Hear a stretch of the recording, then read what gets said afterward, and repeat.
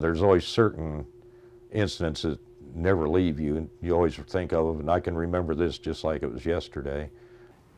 It's something that even after all these years, I can remember a lot about it.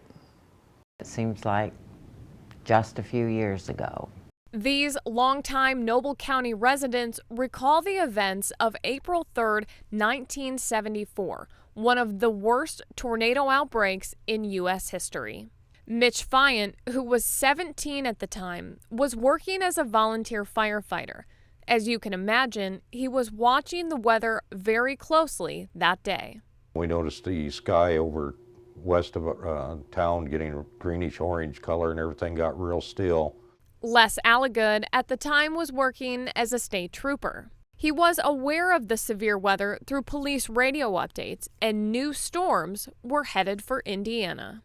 I took out my atlas that I carried in the car, and I started tracking the trajectory of that storm. When I drew a straight line, if that did not change course, it was going to come through this area within 50 miles. And it did. Linda Speakman-Yerrick's husband had been keeping an eye on the weather from the front door of their Rome City home. As I got out of the shower, I heard him yelling, and I kind of opened the door and wrapped the towel around me, and he said, "Get out here right away." And so I wrapped my towel around me and I go running out there, and he started screaming, "Get down, get down." I looked and I saw the tornado coming. So we got in the well pit and closed the top down.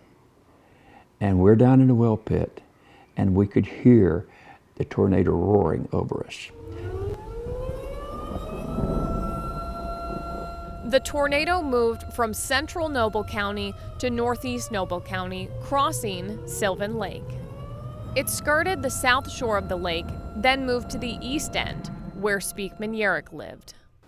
I felt the house start to lift, and you could hear this, like all the water pipes and the gas lines going, and everything was going, and it just kind of lifted up like this and kind of started to tilt over, and out the door I went. Speakman-Yerrick was thrown about 50 yards. It was as if God just set me down on the ground. I was not hurt whatsoever. She survived without a scratch. Others were not so lucky. Alligood immediately responded to the south shore of Sylvan Lake to the Limberlost Trailer Court. Some of the trailers were still there, some were partially damaged, some were blown away. Fiant was next on the scene to lend a helping hand. Well, unfortunately, we had 2 fatalities in the mobile home park and 1 serious injury. We found a woman and her small baby that had been killed. In total, there were 90 deaths across Indiana and Ohio that day. It was a horrendous storm, a horrendous tornado. It stayed down and would not seem to come up. After it was all over, the National Weather Service counted 148 tornadoes in 13 states. Over 300 people were killed and thousands injured.